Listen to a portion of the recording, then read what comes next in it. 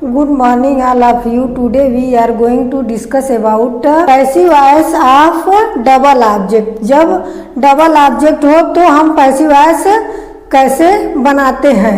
कभी कभी सेंटेंस में एक ऑब्जेक्ट रहता है, तो एक ऑब्जेक्ट का बेसिक रूल में हमने पढ़ा है। डबल ऑब्जेक्ट हो तो हम उसका पैसिव वॉइस कैसे बनाते हैं। इसको पढ़ने के लिए हमको पढ़ना पड़ेगा ट्रांजिटिव वर्ब क्या होती है, इंट्रांजिटिव वर्ब क्या होती है, और एक होती है डाई ट्रांजिटिव वर्ब। जिसमें दो ऑब्जेक्ट आते हैं उसको हम डाई ट्रांजिटिव कहते हैं, जिसमें एक ऑब्जेक्ट आता है उसको हम ट्रांजिटिव वर्ब कहते हैं। ट्रांजिटिव वर्ब में क्या होता है कि जो वर्ब का काम होता है, जो वर्ब होती है, जो भी काम होता है वो ऑब्जेक्ट पे पास ओवर करता है, या तो जिसमें ऑब्जेक्ट हो उसको हम कहते हैं ट्रांजिटिव वर्ब। जैसे he killed a tiger, he killed a tiger, उसने एक टाइगर को मारा। तो ये ही का जो मारने का काम हो रहा है, इस टाइगर पे क्या हो रहा है, पास ओवर हो रहा है। और पैसिव वॉइस में क्या होता है कि सब्जेक्ट का ऑब्जेक्ट हो जाता है और ऑब्जेक्ट का सब्जेक्ट हो जाता है। तो ये ऐसे सब सेंटेंस है जब किसी भी सेंटेंस में काम जो पास ओवर हो ऑब्जेक्ट पे, तो उसको हम क्या कहते हैं, ट्रांजिटिव वर्ब। तो यहाँ पे किल क्या हो गई, ट्रांजिटिव वर्ब हो गई। और कभी कभी सेंटेंस में दो ऑब्जेक्ट आते हैं, जैसे लिखा है ही टीचेज मी इंग्लिश। इसमें देखिए दो ऑब्जेक्ट, मी भी ऑब्जेक्ट है और इंग्लिश भी ऑब्जेक्ट है। तो दो ऑब्जेक्ट, तो ऑब्जेक्ट दो होते हैं, तो उसमें एक होता है डायरेक्ट ऑब्जेक्ट, एक होता है डायरेक्ट ऑब्जेक्ट और एक होता है इनडायरेक्ट ऑब्जेक्ट। अब हम इसको कैसे पता करेंगे कि ये डायरेक्ट ऑब्जेक्ट है कि इनडायरेक्ट ऑब्जेक्ट है। जैसे इसका ही टीचेज इंग्लिश, वह इंग्लिश, ही टीचेज इंग्लिश, वह इंग्लिश पढ़ाते हैं। तो इसका सीधा प्रभाव किसके पड़ रहा है, डायरेक्ट इस पे पड़ रहा है। तो ये क्या हो गया, इंग्लिश यहाँ पे डायरेक्ट ऑब्जेक्ट हो गया। और डायरेक्ट ऑब्जेक्ट का प्रभाव जिस पे पड़ता है सीधे, उसको हम कहते हैं इनडायरेक्ट ऑब्जेक्ट। जैसे ही टीचेज इंग्लिश मी, तो यहाँ मी का इंग्लिश किसको पढ़ाते हैं, तो आंसर में क्या आ रहा है, मुझको। तो ये क्या हो गया, इनडायरेक्ट ऑब्जेक्ट हो गया। कभी कभी ये भी बताया जाता है कि जो निर्जीव वस्तुएं होती हैं उसको हम डायरेक्ट ऑब्जेक्ट में रखते हैं, और जो सजीव वस्तुएं होते हैं उसको हम इनडायरेक्ट ऑब्जेक्ट में रखते हैं। कुछ हद तक ये रूल सही होता है, जैसे आई, ही, सी, दे, इन सारी चीजों को हम इनडायरेक्ट में रखते हैं। तो जब दो ऑब्जेक्ट आ जाता है तो उसको हम कहते हैं डाई ट्रांजिटिव वर्ब। जब एक ऑब्जेक्ट आता है तो उसको कहते हैं ट्रांजिटिव वर्ब। अगला है द बर्ड्स फ्लाई। अगला सेंटेंस द बर्ड्स फ्लाई। कुछ वर्ब ऐसी होती है जो अपने बाद ऑब्जेक्ट नहीं लेती हैं, तो उसको हम कहते हैं इन ट्रांजिटिव वर्ब। उसको हम कहते हैं इन ट्रांजिटिव वर्ब। और जो अपने बाद ऑब्जेक्ट लेती है उसको कहते हैं ट्रांजिटिव वर्ब। जैसे यहाँ पे एक ऑब्जेक्ट है तो ट्रांजिटिव वर्ब, इसको दो ऑब्जेक्ट लेती है तो इसको हम कहते हैं डाई ट्रांजिटिव वर्ब, दो ऑब्जेक्ट। अब हमको क्या पढ़ना है कि दो डबल ऑब्जेक्ट का पैसिव वॉइस कैसे बनता है। सिंगल ऑब्जेक्ट का बेसिक रूल में हमने फर्स्ट वीडियो में अपने बताया कि ये सिंगल ऑब्जेक्ट का पैसिव वॉइस कैसे बनाते हैं। तो ये अगला है कि द बर्ड फ्लाई, ये क्या हो गया, इंट्रांजिटिव वर्ब। जो अपने बाद ऑब्जेक्ट नहीं लेती हैं, जिस वर्ब का प्रभाव ऑब्जेक्ट पे न पड़े, तो उसको हम क्या कहते हैं, इंट्रांजिटिव वर्ब। अगर हम ऐसे जान पाते हैं ट्रांजिटिव वर्ब और इंट्रांजिटिव तो ठीक है, नहीं तो हम क्या करेंगे, क्वेश्चन करते हैं। व्हाट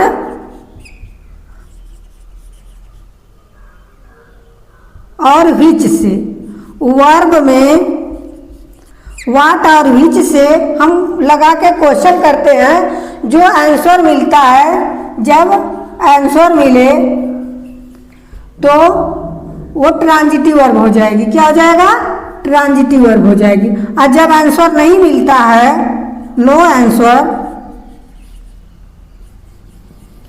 तो क्या हो जाएगी, इनट्रांजिटिव हो जाएगी। अब जैसे हमने सेंटेंस लिखा ही टीचेज मी इंग्लिश। अब टीचेज यहाँ पे वर्ब है, हम इसमें क्वेश्चन करेंगे व्हाट से। ही टीचेज मी इंग्लिश, ही वह क्या पढ़ाते हैं, वह क्या पढ़ाते हैं। तो आंसर क्या मिल रहा है, इंग्लिश। तो ये आंसर मिला इंग्लिश। तो जब आंसर इंग्लिश मिल गया तो ये कौन सी वर्ब हो गई, ये ट्रांजिटिव वर्ब हो गई। एक क्वेश्चन। अब दूसरा है विच। अब हम विच से क्वेश्चन करेंगे वर्ब में, टीचर्स में। ही वह किसको पढ़ाते हैं, तो आंसर क्या मिल रहा है, मुझको पढ़ाते हैं। किसको पढ़ाते हैं, मुझको। तो मुझको आंसर मिल गया। तो क्या पता चल रहा है कि टीचर्स ट्रांजिटिव वर्ब है। जब विच और व्हाट का आंसर मिल जाए तो आप जान लीजिएगा कि वो वर्ब क्या है, ट्रांजिटिव। जैसे he killed a tiger, he killed a tiger, उसने एक शेर को मारा। तो उसने क्या मारा, तो व्हाट से प्रश्न किए हम, उसने क्या मारा, तो उत्तर क्या मिल रहा है, अ टाइगर। उसने एक, तो ये भी किल्ड क्या हो गई, ट्रांजिटिव वर्ब। अगर आप ऐसे नहीं जान पाते तो ऐसे क्वेश्चन करेंगे तो कोई भी वर्ब हो आसानी से आप आंसर प्राप्त कर लेंगे और आपको पता चल जाएगा कि वर्ब ट्रांजिटिव है कि इनट्रांजिटिव है। जैसे बर्ड फ्लाई, फ्लाई यहाँ पे सेंटेंस हम लिखे हैं। अब हम वर्ब फ्लाई में क्वेश्चन करेंगे व्हाट और विच से।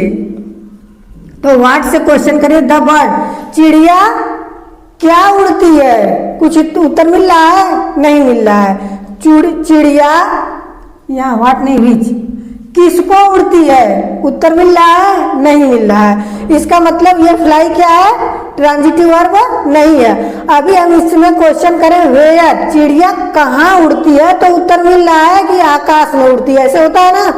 लेकिन यहाँ पे हमको कहाँ से क्वेश्चन नहीं करना, बस व्हाट और विच से क्वेश्चन करना है। अगर आंसर मिले तो ट्रांजिटिव वर्ब, आंसर ना मिले तो इनट्रांजिटिव वर्ब। अब हम इनट्रांजिटिव और ट्रांजिटिव जानेंगे तभी पैसिव वॉइस बनाएंगे। कभी कभी परीक्षा में क्या होता है कि ऐसे सेंटेंस दे देगा और इनट्रांजिटिव कह देगा पैसिव वॉइस बनाइए, और कुछ ऑप्शन दे देगा चेंज करके, कुछ ऑप्शन नहीं चेंज करके। तो जब हमको पता रहेगा कि केवल ट्रांजिटिव वर्ब की ही पैसिव वॉइस बनती है तभी हम पैसिव वॉइस बनाएंगे।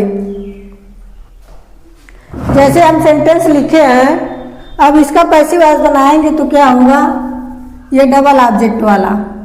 मान लीजिए इसका जो ही किल्ड अ टाइगर, जब हम इसका पैसिव वॉइस बनाएंगे तो ऐसे बनता है पैसिव वॉइस, सब्जेक्ट का ऑब्जेक्ट और ऑब्जेक्ट का सब्जेक्ट। तो यहाँ ऑब्जेक्ट क्या है, टाइगर। तो a tiger was killed by him. हमको क्या पढ़ना है, जब डबल ऑब्जेक्ट दिया हो, जब सेंटेंस में डबल ऑब्जेक्ट दिया हो तो उसका पैसिव वॉइस हम कैसे बनाते हैं। हमने सेंटेंस लिखा था ही टीचेज मी इंग्लिश। अब इसमें हमने पैसिव वॉइस से पढ़ा है कि सब्जेक्ट का ऑब्जेक्ट, ऑब्जेक्ट का सब्जेक्ट, लेकिन इसमें समस्या ये है कि इसमें दोनों ऑब्जेक्ट है। तो जब दो ऑब्जेक्ट है तो इससे मतलब नहीं, आप दोनों ऑब्जेक्ट से पैसिव वॉइस बना सकते हैं। जैसे आई एम टाट, पैसिव वॉइस में वर्ब की थर्ड फॉर्म, आई एम टाट इंग्लिश, आई एम टाट इंग्लिश बाय हिम। ये एक पैसिव वॉइस बन गया। दूसरा पैसिव वॉइस है इंग्लिश इज टाट टू मी बाय हिम। देखिए दोनों का पैसिव वॉइस बन गया। ही टीचर्स मी इंग्लिश में आई से भी हम पैसिव वॉइस बना दिया और इंग्लिश से भी पैसिव वॉइस बना दिए। दोनों सही है, दोनों सेंटेंस क्या है, सही है। लेकिन अगर परीक्षा में ऐसे सेंटेंस देता है कंपटीशन में, तो जो वर्ब के नजदीक होता है ऑब्जेक्ट, उससे हम पैसिव वॉइस बनाते हैं तो ज्यादा सही होगा। सही दोनों है लेकिन प्राथमिकता हम देंगे जो ऑब्जेक्ट वर्ब के नजदीक होगा। तो यहाँ मी क्या है, वर्ब के नजदीक है, तो इसको हम प्राथमिकता देंगे। तो I am taught English by him sentence दोनों सही है। हमने सेंटेंस लिखा ही टीचर्स मी इंग्लिश। यहाँ पे अगर चेंज ऑफ प्लेस की बात हो, जब चेंज ऑफ प्लेस हो तो मी के पहले हम क्या लगा दिए, टू। सेंटेंस यही है लेकिन मी को हम, ये जो इनडायरेक्ट ऑब्जेक्ट उसको बाद में जब करते हैं तो हम टू लगाते हैं। और ये पैसिव वॉइस हम दोनों का बनाए हैं तो ये प्रीपोजिशन टू का प्रयोग कर देते हैं। इसमें भी देखिए सेंटेंस हम बनाए, जब ये चेंज ऑफ प्लेस आया है तो यहाँ मी के पहले क्या कर दिए, टू। अगर पर्पज की बात हो, प्लेस चेंज ऑफ प्लेस होता है तो टू का प्रीपोजिशन का प्रयोग करते हैं, और पर्पज की बात होती है तो फॉर प्रीपोजिशन का प्रयोग करते हैं। जैसे एग्जाम्पल एक है, my brother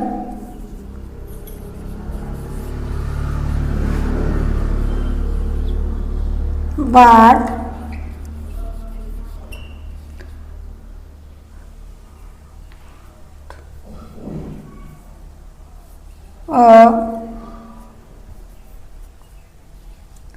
car for me. ये सेंटेंस हो गया। इसमें भी दो ऑब्जेक्ट है, अ कार भी ऑब्जेक्ट है और मी भी ऑब्जेक्ट है। तो अ कार क्या है? Direct object. क्या लाया? तो इसका सीधा इस पर प्रभाव पड़ा है, डायरेक्ट प्रभाव पड़ा है, तो ये कार डायरेक्ट हो गया। मी का प्रभाव, इसका डायरेक्ट ऑब्जेक्ट का प्रभाव इस पे पड़ा है, तो ये इनडायरेक्ट ऑब्जेक्ट हो गया। तो जब हम ऐसे सेंटेंस पर्पज की बात हो तो फॉर प्रीपोजिशन लगा देते हैं। जब हम इसका पैसिव वॉइस बनाएंगे तो क्या लिखेंगे? A car was bought for me by my brother. अब इसकी दूसरी पैसिव वॉइस बनाएंगे। ये सेंटेंस हम ऐसे भी लिख सकते थे, माई ब्रदर बॉट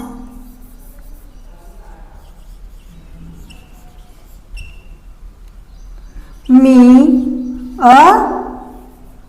कार। अब दोनों सेंटेंस देखिए, ये सेंटेंस को हम ऐसे भी लिख सकते थे,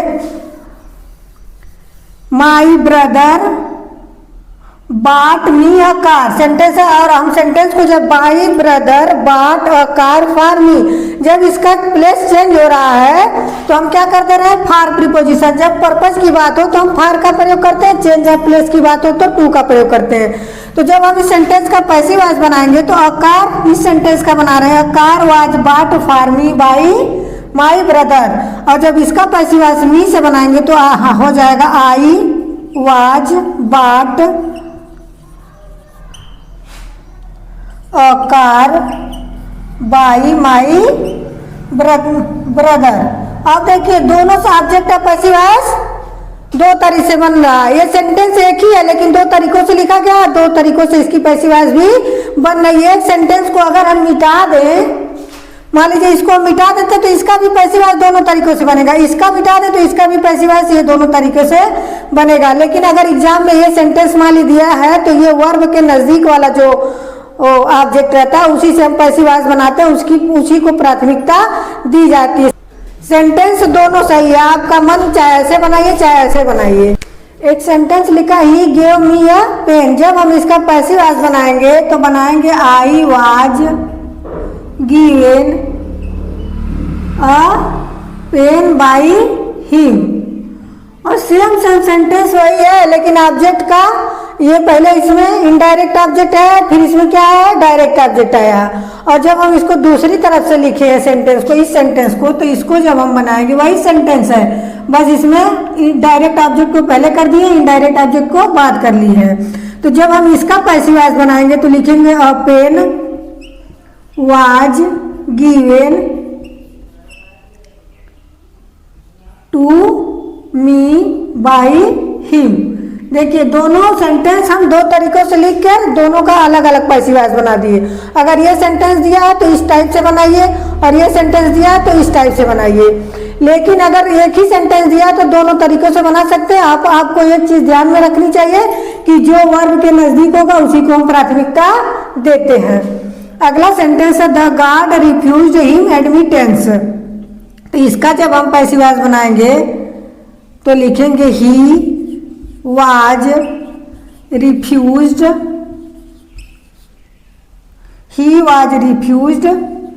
admittance by the guard। और जब दूसरा तरीके से हम पैसिव वॉइस बनाएंगे तो हो जाएगा admittance was refused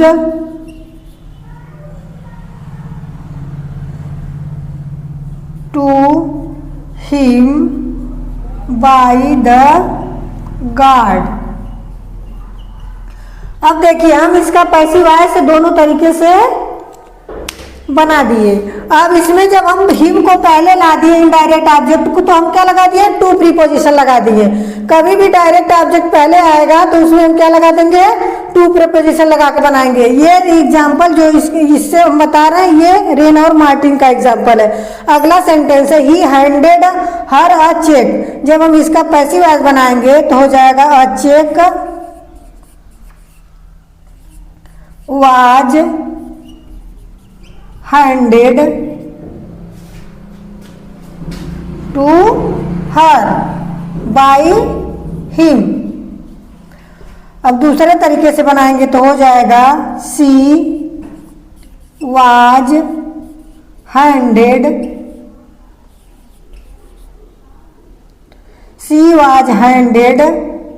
a check by him। देखिए एक बार डायरेक्ट ऑब्जेक्ट से पैसिव वॉइस बनना है, एक बार ये इनडायरेक्ट ऑब्जेक्ट से पैसिव वॉइस बना एक बार, और एक बार हम क्या करें, डायरेक्ट ऑब्जेक्ट से पैसिव वॉइस बना रहे हैं। अगला सेंटेंस है मिस्टर कृष्णा जी टीचेज अस ग्रामर। तो जब हम इसका पैसिव वॉइस बनाएंगे तो अस का हम क्या कर देंगे, we are taught grammar by Mister Krishna जी।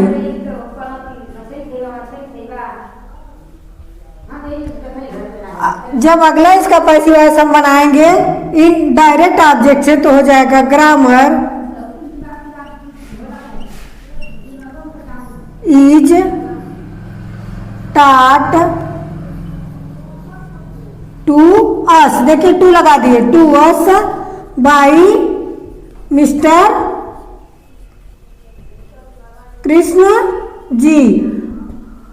अब पहले हम इनडायरेक्ट ऑब्जेक्ट से बनाए फिर डायरेक्ट ऑब्जेक्ट से बनाए हैं। सब्जेक्ट का ऑब्जेक्ट होता है, ऑब्जेक्ट का सब्जेक्ट होता है। ये सब्जेक्ट ऑब्जेक्ट का इंटरचेंज आप जानते हैं, टेंस का चेंज हो गया। अब पैसिव वॉइस में हमेशा वर्ब की थर्ड फॉर्म प्रयोग होती है। अगला सेंटेंस है the manager will give you a ticket. जब इसका पैसिव वॉइस हम बनाएंगे इनडायरेक्ट ऑब्जेक्ट से तो हो जाएगा you will be given a ticket by the manager.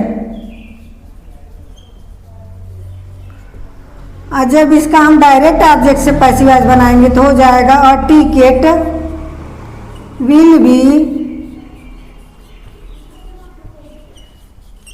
will be given to you by the manager। ये सेंटेंस इस प्रकार से आप डबल ऑब्जेक्ट का पैसिव वॉइस बना सकते हैं।